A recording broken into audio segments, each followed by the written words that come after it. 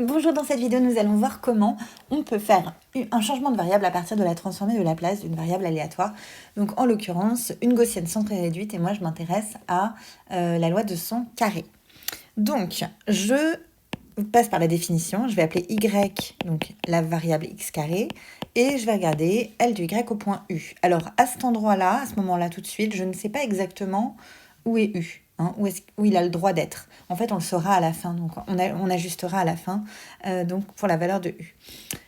Du coup, je passe à la définition, c'est égal à l'espérance de l'exponentielle de U fois x carré, et par définition, bien sûr, c'est l'intégrale de exponentielle de ux2 multipliée par la densité de x, hein, qui est une gaussienne centrée réduite, donc 1 sur racine de 2pi exponentielle de moins x carré sur 2. Je pense que vous commencez à la connaître par cœur si vous faites un petit peu des probas, cette densité.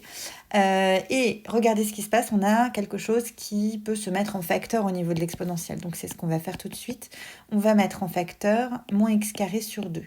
Et vous allez voir pourquoi on le fait comme ça. Donc si je veux mettre en facteur moins x carré sur 2, je vais avoir 1 moins 2u. Je n'oublie pas la constante qui est là. Voilà. Alors pourquoi on a fait ça? Parce que vous voyez que là, en fait, je vais l'écrire encore un tout petit peu différemment. D'ailleurs, je vais prendre un peu plus de place parce que je vais avoir des constantes à sortir. Regardez, je vais l'écrire encore différemment. Je vais faire comme ça. X carré sur 2 fois 1 sur 1 moins 2u. Donc c'est exactement pareil que ce qui est au-dessus. Simplement, ce que j'ai fait, c'est que j'ai fait passer ce 1 moins 2u en dessous. Pourquoi? Parce que je veux faire apparaître en fait une nouvelle loi normale. Une gaussienne. Et donc là, c'est le terme général, ce machin-là, d'une gaussienne de variance 1 sur 1 moins 2u. Puisque c'est ma variance, il faut que je la fasse apparaître dans ma constante. Du coup, dans le cas général de la gaussienne, vous avez 1 sur racine de 2pi, mais vous avez aussi ici la variance sous la racine. La variance, on a dit que c'était 1 sur 1 moins 2u. Donc voilà. Par contre, comme j'ai divisé par racine de 1 sur 1 moins 2u, il faut bien que je multiplie par cette même racine, sinon ça ne marche pas. Je ne peux pas juste diviser comme ça et puis laisser, forcément ce ne serait pas égal. Par contre, si je fais ça, là c'est correct. Et là, en fait, ce qu'on a fait, c'est qu'on a fait apparaître dans l'intégrale la densité d'une loi normale de moyenne 0 et de variance 1 sur 1 moins 2u.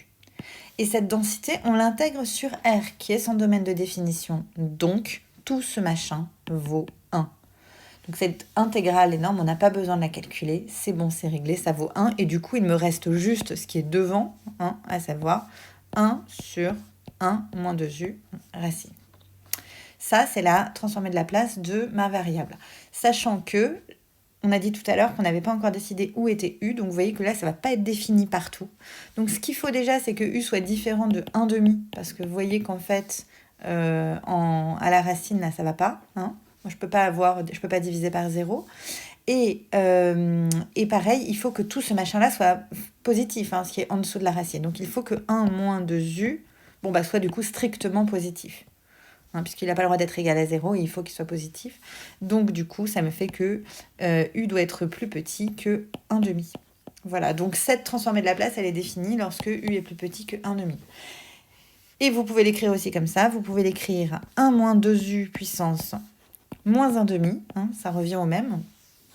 Et vous rendre compte qu'en fait, donc ça, il se trouve que c'est plusieurs choses. C'est d'une part la loi, une loi gamma de paramètres 1,5, 1,5. Vous pouvez vérifier. Je vais vous mettre en description la transformée de Laplace de la loi gamma, qui vaut, en fait, je peux vous le dire, la transformée de Laplace de la loi gamma qui vaut lambda sur lambda moins u, le tout puissance alpha. Donc là, si vous prenez alpha et lambda qui valent 1,5 chacun, ça fonctionne, vous retombez sur la même chose.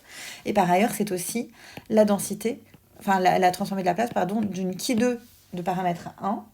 Et donc, c'est comme ça qu'on peut se rendre compte qu'en fait, si on en somme n comme ça indépendantes, vous prenez des xi qui suivent une loi normale, donc i égale 1 à n, qui suivent tous une loi normale 0, 1 et qui sont indépendants identiquement distribués, du coup, leur somme, en fait, va suivre une loi du qui2 de paramètre n Et ça, c'est parce que vous pouvez le montrer avec la transformée de Laplace, donc au point U, par exemple.